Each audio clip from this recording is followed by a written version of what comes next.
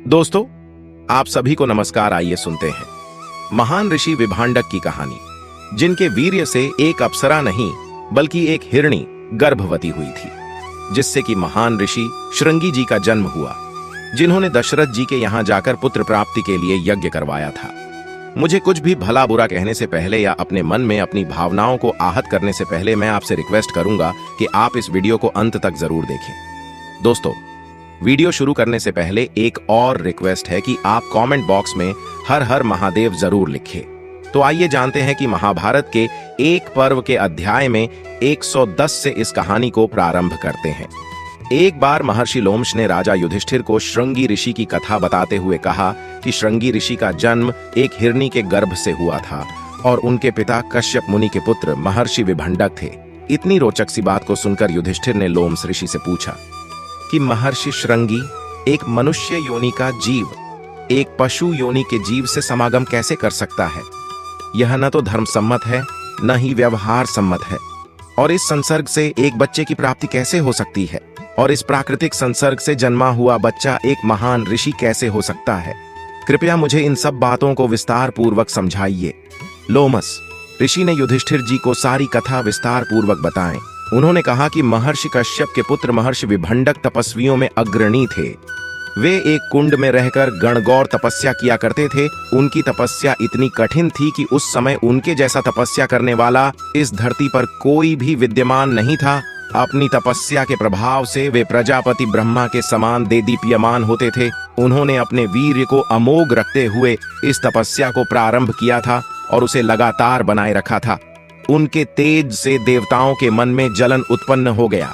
वे सभी देवता उनके तेज को अपने आगे बर्दाश्त नहीं कर पा रहे थे, इसलिए उन्होंने इंद्र से इसके लिए याचना की कि किसी तरह विभांडिक मुनि के तप को खंडित किया जाए। इंद्र, जो कि हमेशा ही भयभीत रहा करते थे कि अपनी तपस्या से कोई उनके इंद्रपद को प्राप्त न कर ले, वे देवताओं के बात में आ गए। उन्होंने विभंडक मुनि की तपस्या को भंग करने के लिए अपनी अप्सराओं में सबसे श्रेष्ठ अप्सरा उर्वशी को उनके पास भेजा।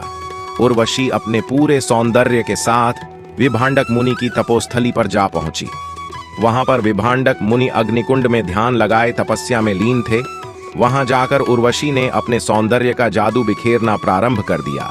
उसने बड़ी ही सुंदर सी संगीत की ध्वनि उत्पन्न की। साथ ही अगल बगल के वातावरण पर भी उसने माधुर्य का ऐसा मोहक सम्मोहन डाल दिया जिससे कि ऋषि का मन अपनी तपस्या से बाहर निकल आया। जब उन्होंने अपनी आंखें खोली तो अपने सामने अपूर्व सुंदरी एक अप्सरा को देखा। उर्वशी उस समय अपने हाव भाव से कामदेव को भी लज्जित कर सकती थी। उर्वशी के हाव भाव को देखकर ऋषि के मन में थोड़ी देर के लिए काम भावना का उदय हुआ, जिसके चलते बरसों से संचित उनका वीर्य कुंड में ही प्रभावित हो गया। ऋषि का वीर्य प्रवाहित होते ही उनकी वर्षों से चलने वाली साधना खंडित हो गई। दोस्तों, अगर आपको यह कहानी अच्छी लग रही है तो कृपया इस वीडियो को लाइक करके हमारे चैनल को सब्सक्राइब कर दीजिए। ऋषि की वीर्यपात होते ही उर्वशी तो अपने लोक में चले गए, लेकिन उसी समय पर वहां पर एक हिरनी आई जो कि बहुत ही प्यारी थी। उसने कुंड में से पानी पीना प्रारंभ किया और पानी में सना हुआ ऋषि का वीर्य भी उसके पेट में चला गया। ऋषि के वीर्य के तेज से उसके पेट में गर्भ आ गया और कालांतर में उसके गर्भ से एक बच्चा पैदा हुआ जिसके सर पर एक सिंग था। इसी के चलते उस बच्चे का नाम श्रृंगी रखा गया। आगे चलकर वह महान ऋषि हुए, जिसके कारण उनका नाम ऋषि श्रृंगी हो गया। महात्मा युधिष्ठिर इतना सुनने के बाद लोमस ऋषि को कोठोकते हुए कहते हैं कि महर्षि, एक बात बताइए कि पानी के साथ वीर्य को पीने से एक हिरनी का गर्भ कैसे ठहर सकता है?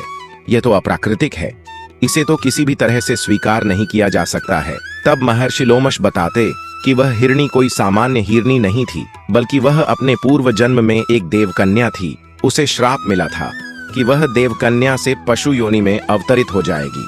ब्रह्मा जी ने उसके श्राप से मुक्ति का उस दिन उपाय बताया था कि जब वह किसी भी ऋषि का वीर्य अपने गर्भ में धारण करेंगी और एक पुत्र को उत्पन्न कर देगी तो वह श्राप से मुक्त हो जाएगी और वापस देवकन्या बन जाएगी। महर्षि लोमश कहते हैं कि प्रजापति लोमश की कोई भी बात कभी भी असत्य नहीं हो सकती है और इसीलिए उनकी वाणी को सख्त करने के लिए कभी कभी कुछ पारलौकिक चीजें हो जाती हैं जिन्हें हम सामान्य मनुष्य अपनी मेधा से समझ नहीं सकते हैं। फिर भी कथा को आगे बढ़ाते हुए कहते हैं, चूंकि वह विभंडक ऋषि के पुत्र थे, इसलिए विभंडक ऋषि ने उस बच्चे का लालन पालन अपने ही पास किया, लेकिन एक स्त्री के चलते उनका तप खंडित हुआ था। इसलिए विभांडक मुनि के मन में उनके प्रति द्वेष उत्पन्न हो गया था। वे अपने पुत्र को स्त्री की परछाई से भी दूर रखना चाहते थे, इसीलिए वे एक जंगल में ले जाकर उसकी परवरिश करने लगे, जो कि नगर से बहुत ही दूर था। ऋषि श्रृंगी ने युवावस्था तक अपने पिता के अलावा किसी भी मनुष्य को नहीं देखा था, और इधर विभांडक मुनि क्रोध से भरे हुए थे। उनके विरोध के कारण उस नगर में, जो कि जंगल से सटा हुआ था, अकाल पड़ गया। वह नगर अंग देश कहलाता था, और वहां के राजा थे राजा रोमपाल। कहीं कहीं उन्हें रोमपाद भी कहा जाता है। तो राजा रोमपाल के राज्य में अकाल पड़ गया, और वह अकाल लंबा चलने लगा, क्योंकि विभांडक ऋषि का क्रोध शांत हो ही नहीं रहा था। राजा रोमपाल बहुत प्रयास करके हार गए, लेकिन उनके राज्य से अकाल जाने का नाम नहीं ले रहा था। तब रोमपाल ने विभिन्न विद्वानों को अपने पास बुलाया और उनसे इस अकाल को दूर करने का उपाय पूछा। तब शास्त्रों में निपुण विद्वानों ने अपने गणना से यह निष्कर्ष निकाला कि यदि किसी भी तरह श्रृंगी ऋषि के कदम राजा रोमपाद के नगर में पड़ जाएंगे तो यह अकाल समाप्त हो जाएगा। राजा रोमपाद अयोध्या के राजा दशरथ के परम मित्र थे।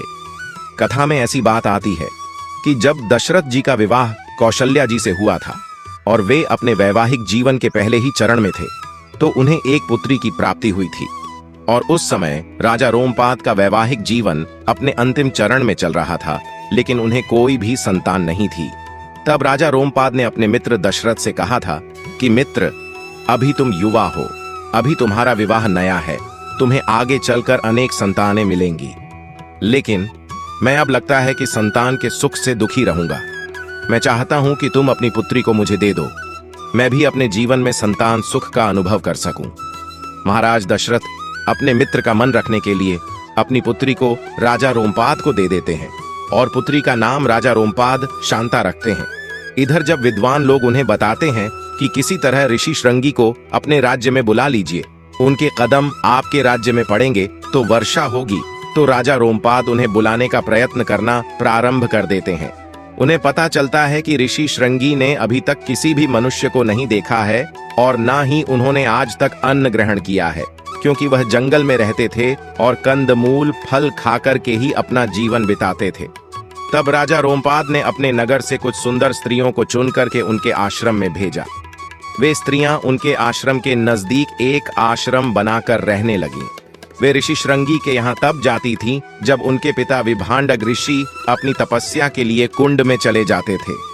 वहां पर जाकर वे श्रृंगी को तरह तरह की चीजें दिखाती और उन्हें तमाम मीठी बातें बताती।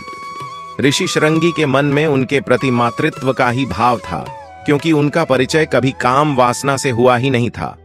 ऋषि श्रृंगी का हृदय अत्यंत निर्मल था। वे उन तीनों से मित्रवत व्यवहार करते हुए मातृभाव से उनके साथ संवाद करते थे।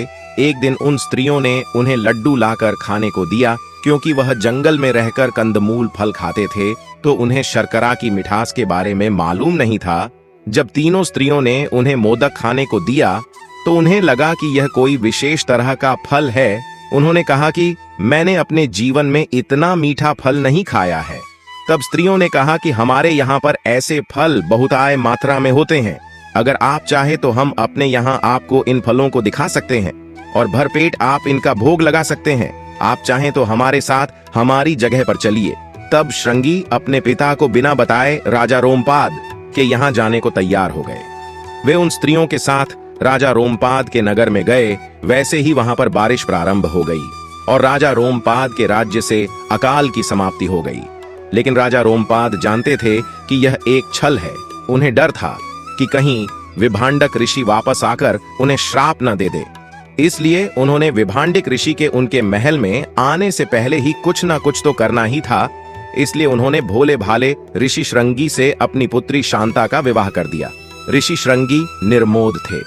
वे विवाह के अर्थ को भी समुचित रूप से नहीं जानते थे, लेकिन शांता उन्हें बहुत ही अच्छी लगी। उनके मन में उनके प्रति प्रेम के आकर्षण का भाव जागृत हुआ था, इसलिए उन्होंने तत्काल ही उसके हाथ को अपने हाथ में ले लिया। इतने में बरसात होते देखकर विभांडक ऋषि समझ गए कि श्रृंगी किसी न किसी की नगर में चले गए हैं। क्रोध में तमतमा हुए राजा रोमपाद के महल में पधारे। वो राजा रोमपाद को श्राप देने वाले थे, लेकिन वहां पर जाकर उन्होंने देखा कि शांता और ऋषि श्रृंगी का आपस में विवाह हो चुका है। पानी ग्रहण संस्कार किया जा चुका है। अब ऋषि विभंडक और राजा रोमपाद संबंधी थे। विभंडक ऋषि ने अपने क्रोध को शांत किया और प्रसन्नता पूर्वक अपने पुत्र वधु और पुत्र को लेकर अपने आश्रम में वापस लौट आए। कालांतर में यही ऋषि ने एक तरह से राजा दशरथ के दामाद थे। उन्होंने राजा दशरथ के लिए पुत्रेष्टि यज्ञ करवाया था, क्योंकि एकमात्र ऋषि श्रृंगी थे जो इस यज्ञ को संपन्न करा सकते थे।